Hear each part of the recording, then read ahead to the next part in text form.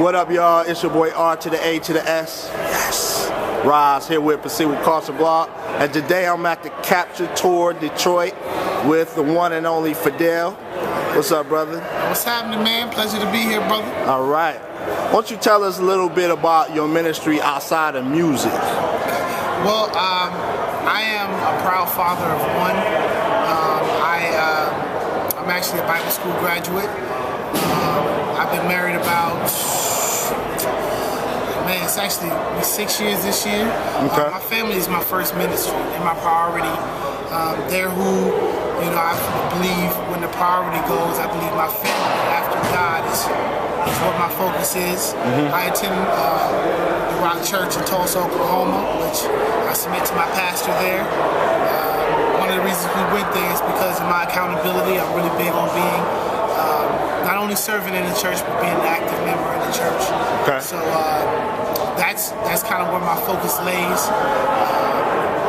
I won't go into some other stuff, but I'm actually a PK, so I've seen what happens in ministry with family, so I'm really big on, as I grow as a man, making the focus of the family, so that's really big to me.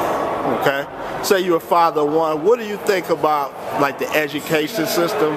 Like, how concerned are you about your child, his education, seeing that we are, like, behind, like, from around the world? Our education system is pretty poor. So what do you think about your education system? How do you and your wife, make sure your kid is getting the proper education?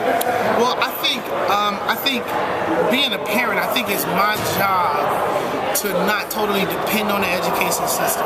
Okay. I think that I was born in Memphis, Tennessee. I went to one of the worst high schools. Well, it was the worst high school in Memphis at the time. I grew up in a drug gang infested area, which the History Channel documented. A lot of it has documents and did videos, interviews, all that over a period of time when I lived in Memphis. So I know what it's like to grow up in a very, very, very bad school system.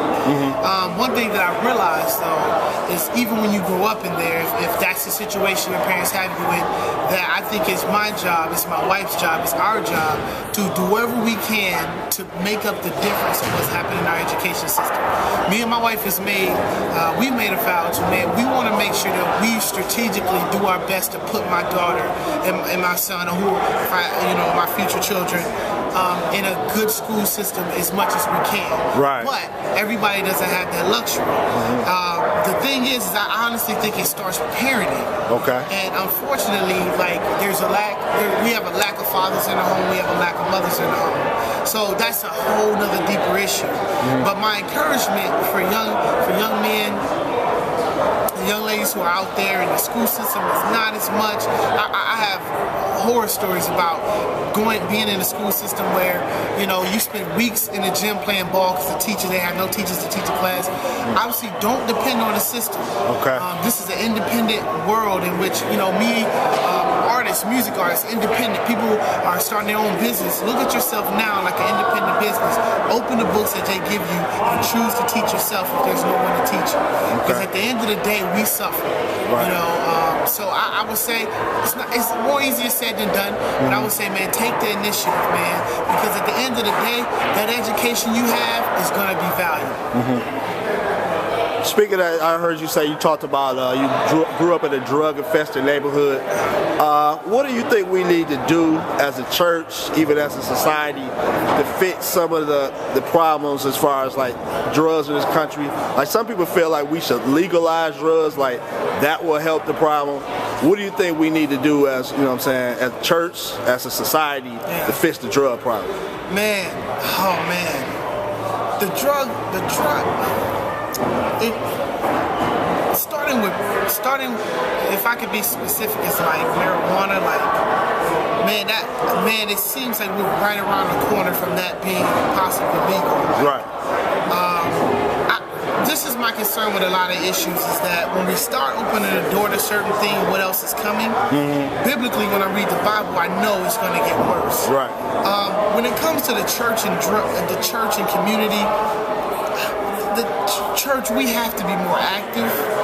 It's tough because whenever we read about the church in the Bible, there's always how active we were in the community and having a fellowship. And, right. you know, I'm not one to say how we've gotten to a place where, you know, sometimes it seems like we're more concerned with building our own thing, but I will say this. I will say that we have to do what we can.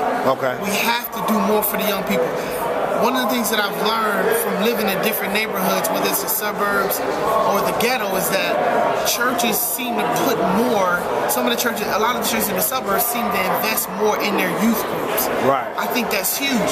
The issue is that you don't see necessarily a financial return, you see a long-term in their life though. And a lot of times we have to tell these churches and we have to encourage the churches, hey, understand that even though sometimes if you're looking financially, there's maybe not a return from the youth, the long-term seeds that you're planting in these young people are priceless.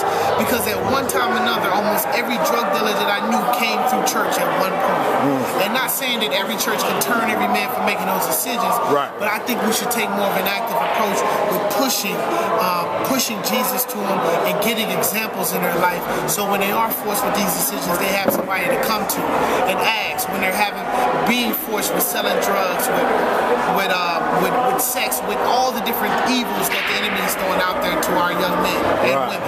Okay. Thank you, bro, for this interview. This is Proceed with Caution Blog. Kobe Sutson.